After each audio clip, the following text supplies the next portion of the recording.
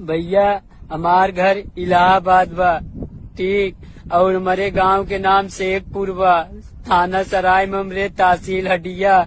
हम भैया सऊदी आई है, हमका सऊदी फंस गया है, कपिल वहाँ पासपोर्ट ले बा। हम बोला थे कि मेरे घर जाना है, कपिल मेरे को मारने के लिए धमकी दे रहा है। भैया ये वीडियो इतना शेयर करा कि हम इंडिया आप लोग के सपोर्ट से आ सकी थी।